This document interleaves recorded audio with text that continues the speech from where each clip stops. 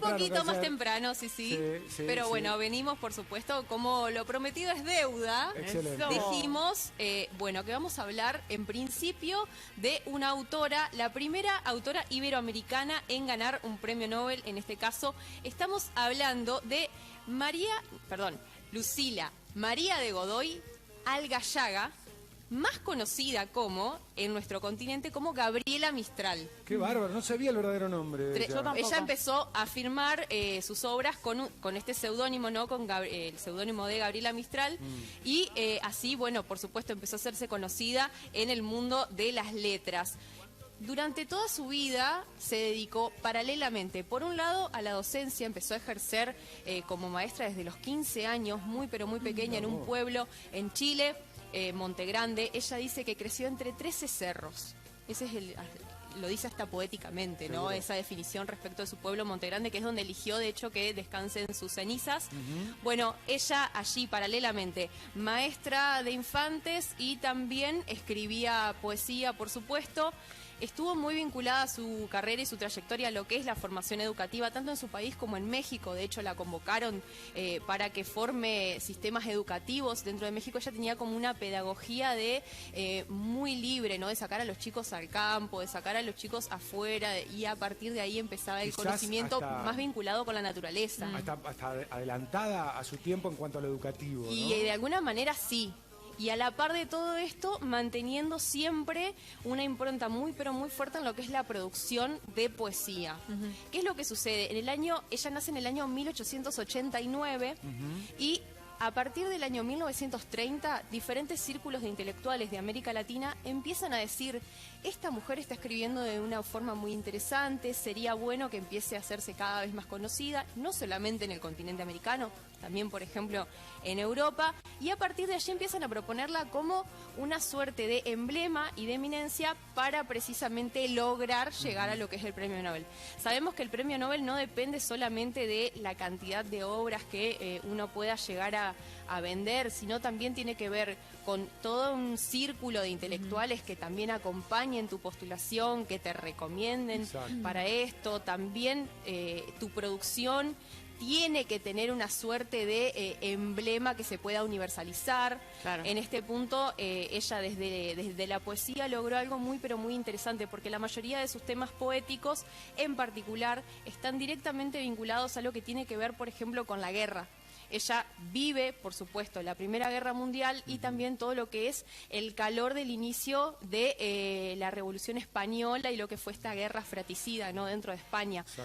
Lo toma con muchísima sensibilidad esta situación, y efectivamente a partir de esto es que la gran temática tiene que ver con los niños. ¿Qué es lo que sucede con los niños en estos procesos? Los niños pobres, los niños con hambre, los niños que padecen la guerra, y a raíz de todo esto empieza a lograr, ¿no?, dentro de la poesía, temáticas muy pero muy comprometidas, por supuesto, sobre todo con la infancia, siempre, obvio, vinculando, ¿no?, esta doble faceta de docente y también, por supuesto, de poeta.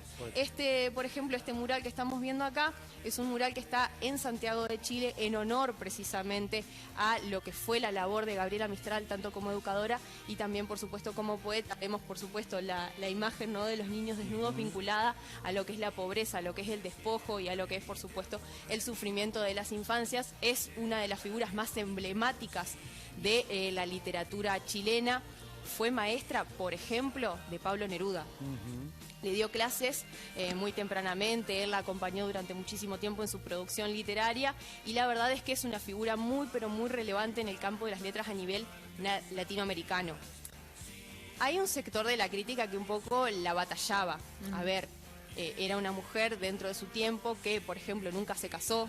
Eso es algo que genera por ahí un poco de resquemor.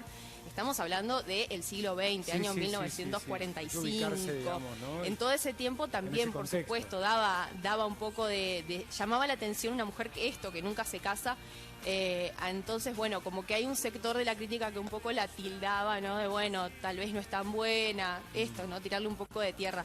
La verdad es que sobrevivió a toda esta crítica y, por supuesto, ha logrado su lugar en lo que es la historia de las letras latinoamericanas. Bien, el recuerdo de Gabriela Mistral es a propósito de su fallecimiento. Aniversario de fallecimiento. Hoy es el aniversario de su fallecimiento. Bien. Y acá hago el puente hacia Argentina, correcto, en este caso, y nos vamos a ir con una autora a la que la compararon con Gabriela Mistral cuando publica su primer libro de poemas que se llama Otoño Imperdonable.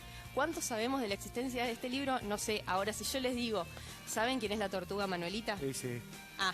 Ahí está lo que decíamos hoy en relación a nuestras infancias, ¿verdad? A nuestras infancias, por supuesto. Exacto. Estamos hablando de María Elena Walsh. Un solo corazón. Bueno, la artista que conquistó todas las edades. Totalmente. Artista que se dedicó a la música, a las letras, que también fue guionista, que fue dramaturga, que tocaba todos los instrumentos que se le cruzaran. Bueno, Sí. aprendía a tocarlos desde muy jovencita. Empezó a publicar en lo que es la revista Sur, dirigida por Jorge Luis Borges, también siguiendo los preceptos de Silvina Ocampo. Realmente fue muy adelantada en su tiempo María Elena Walsh.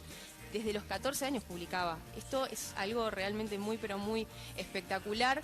En este punto ella se formó en la Escuela de Bellas Artes en Belgrano, en Buenos Aires, y antes que lo pregunten por las dudas, no tiene ningún vínculo con Rodolfo Walsh. Comparten el apellido, pero no son parientes entre sí.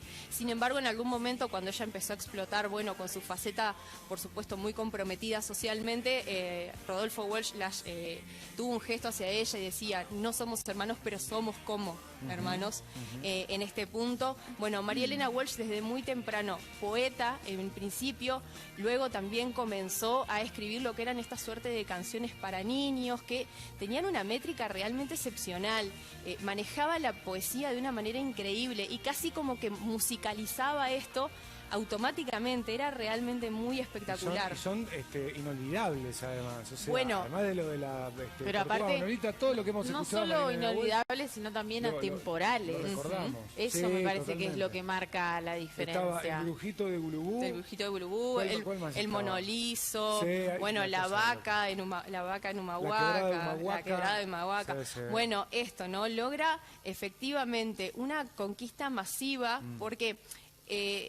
¿Cómo explicar un poco cómo nace una figura como María Elena Walsh? ¿Cuál fue su infancia? Por un lado, en el seno de su familia, una familia que le daba, por supuesto, muchísima libertad dentro de su casa, para jugar con instrumentos, para leer literatura. Y a la par de esto, también ella iba a una escuela de educación formal. Entonces se combinaban ambas cosas. Y a la par de todo esto, empezaba a aparecer la televisión, los medios masivos de comunicación, de los que ella se nutre, por supuesto, de la cultura popular, y la verdad es que toma todos estos elementos. De hecho, ella recupera a Nini Marshall como una de las figuras a las que ella le llama nuestra servanta, porque era fanática, le encantaba. Entonces, como que empieza a combinar muchos elementos diferentes que hacen, ¿no?, que esta artista sea efectivamente lo ecléctica, lo original y completamente...